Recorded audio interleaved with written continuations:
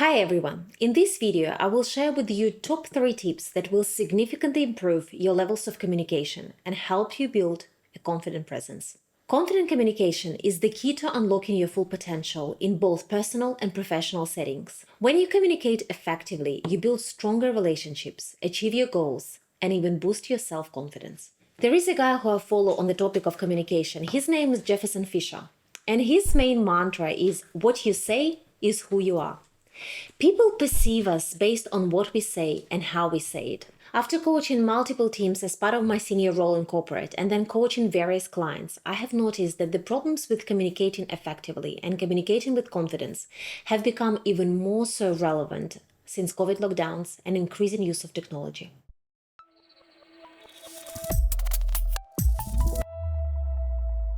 Hi guys, I'm Anna Lehman, an accredited personal performance coach, and in this channel we talk about strategies to build high-performing life and achieve 360 success. As someone who has been in senior roles in corporate for quite a while, presenting and participating in meetings and big corporate events is something I have been doing for the last 10 years.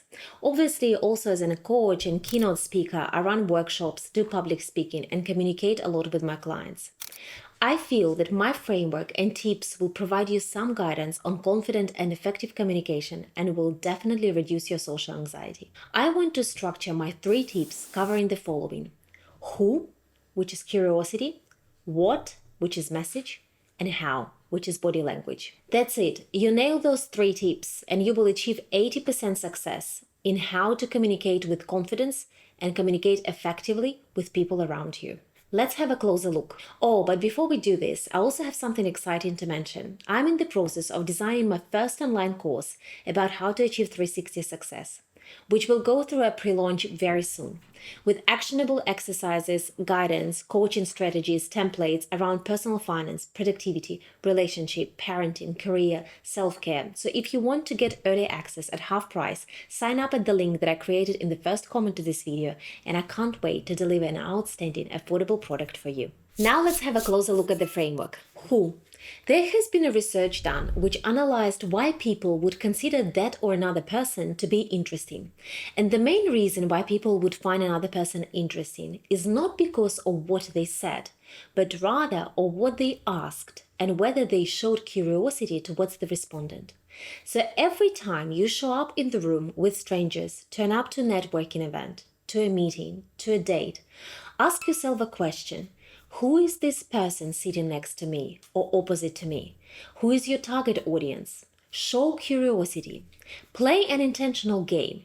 I want to learn 10 new things from people in this room.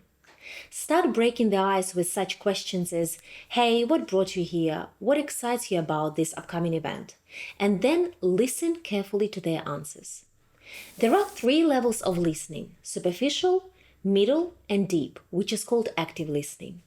Majority of people never pass the stage of superficial listening.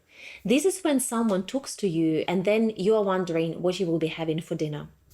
Next level is when you are already trying to come up with your next questions before even the person stops talking because you're so anxious about creating that awkward pause. But active listening is when you are truly focused on what this person is saying to you. You're not thinking about anything else except for what they say and how they say it. Once they finish talking, you take a pause and then come up with another question if you need to. That is what active listening is. Yes, it can be draining, but that is exactly how you create that connection. Don't be afraid of the pauses. It is not about the number of words you have to say, but rather about showing genuine interest and curiosity. The next tip relates to the what element, which is actually your message, what you have to say and convey. There are 3 important things here. Number 1, frame your answer in your head before you open your mouth. Let's say someone asks you a question. Have a little pause and frame your answer in the bullet points before you start talking. You will ask me, but Anna, it will take me some time to come up with that structured answer in my head, and the pause will be way too long. Initially, it might be a bit longer than you would want, but the more you practice, the shorter that pause will get. Trust me, these are all the things that come to all of us with practice.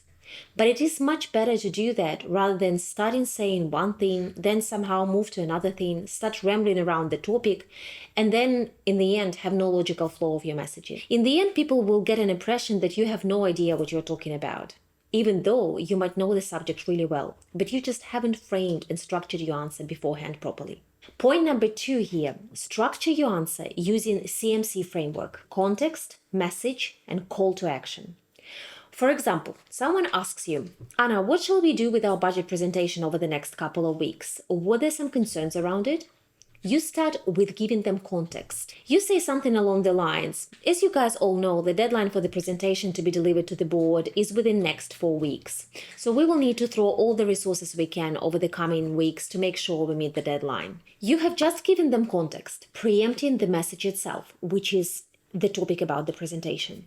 You then continue with the message itself. After the internal review of the presentation, it looks like the presentation would benefit from some additional clarification and elaborations. Again, you're not blaming anyone here specifically, but rather you focus on the problem that you all have to solve collectively. I think it would be good to add XYZ in order for us to strengthen the message about ABC. I think we also have to add some more analysis on page 1 and page 2, and happy to hear the feedback from the room. You have conveyed the message, but also created the collaborative space for the group to feel engaged. You then wrap up your message with call to action.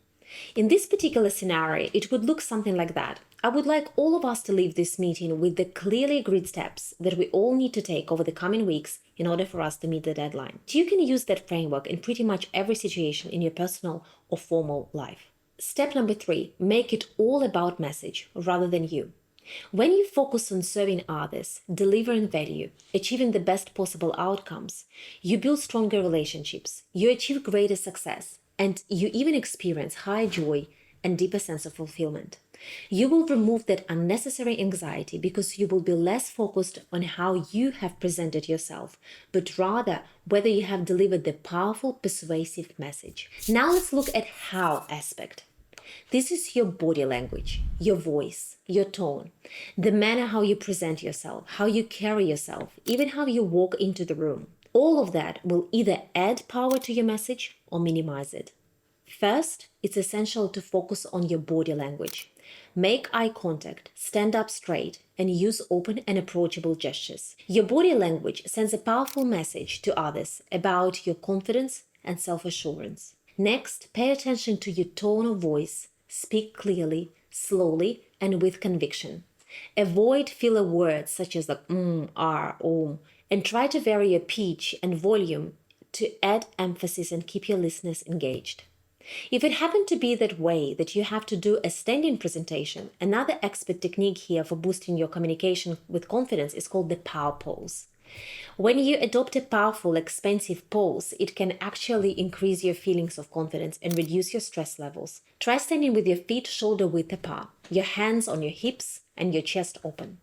This pose sends a signal to your brain that you are confident and capable, and it can have a dramatic impact on your communication style. Start using my who, what, how framework in your daily life, and you will see how dramatically it will enhance your communication confidence and will help you to achieve greater success in all areas of your life.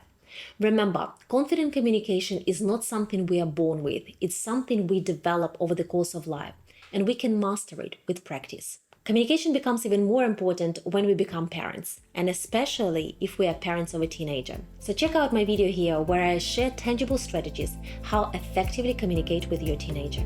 As always, rooting for your success with care, Anna.